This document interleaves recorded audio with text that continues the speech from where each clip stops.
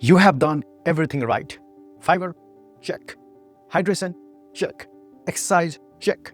Your stool is soft, your diet is clean, but still you are straining, still feeling that pressure, still getting hemorrhoid flare-ups. What gives? That was me. Until I discovered the cause no one talks about: pelvic floor dysfunction. If you have never heard of it, especially if you are a guy, this episode might shift your entire recovery. Let's get into it.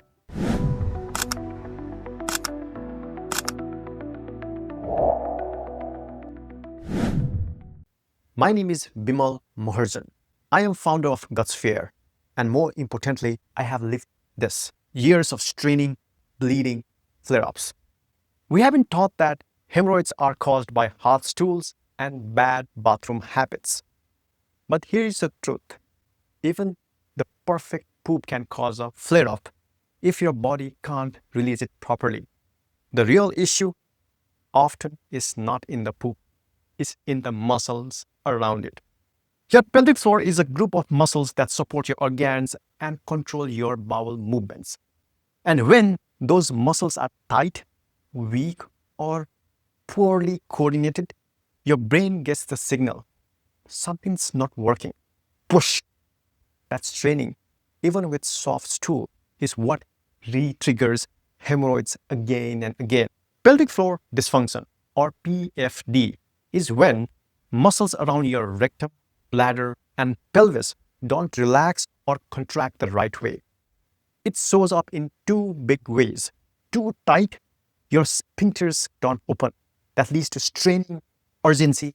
And too weak, no support, leaking, prolapse. Most people never get evaluated for this. And men, we are the worst. We don't even know we have a pelvic floor. We are told to squeeze our abs, brace during workouts, suck in, hold it together. But no one tells us how to let go, how to breathe, soften, and control pressure at the base. This ignorance, it cost us in flare-ups, in fear, and in frustration. Here are 5 red flags to look for. Number 1, you still need to push even with soft stool. Number 2, you feel like you didn't empty fully after pooping. Number 3, you go twice in one sitting or keep wiping. Number 4, you feel heaviness or tightness in the pelvic region. Number 5, you fear flare-ups so much you unconsciously cleanse all day. If that's you, you are not alone. And no, it doesn't mean you are broken. It means your muscles need retraining.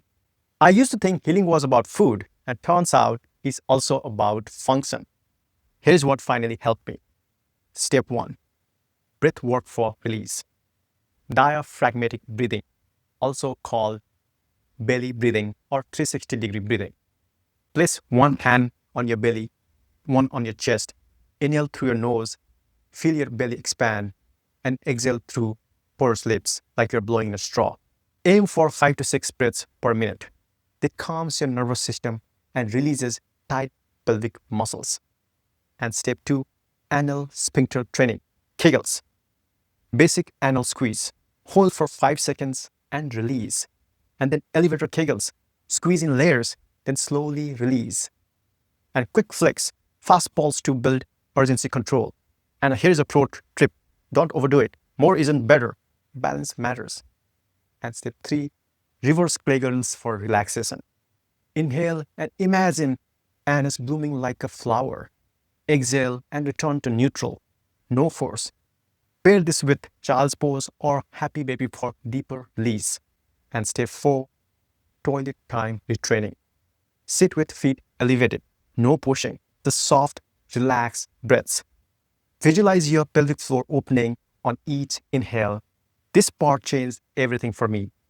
Kegels are powerful, but if you already have a tight pelvic floor, they can make things worse.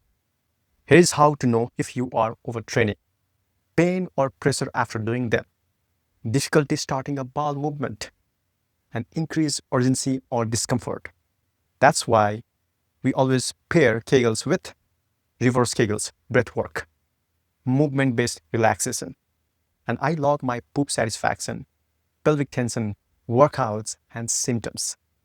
The Gutsphere app helps me spot patterns like this, where I skip breathwork and go heavy at the exercise flare-up. When I walk, stretch, sleep well, I heal faster. It's not about perfection. It's about staying tuned in and adjusting when body asks for it. I used to think flare-ups meant failure. Now I know they are simply feedback. Your pelvic floor is a system, and like any muscle group, it needs training, rest, awareness, and care.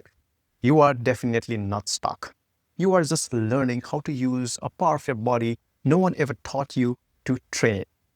And that's empowering. Sometimes natural healing needs backup. That's where episode 7 comes in. We will cover when to see a doctor, what clinical treatments are available, how to combine self-care and clinical care without guilt or shame. So hit subscribe, drop a comment if this resonated, and remember, healing isn't about toughness, it's about tuning in. You've got this, and help us spread the word so people who need this can see this video and get help. Thank you.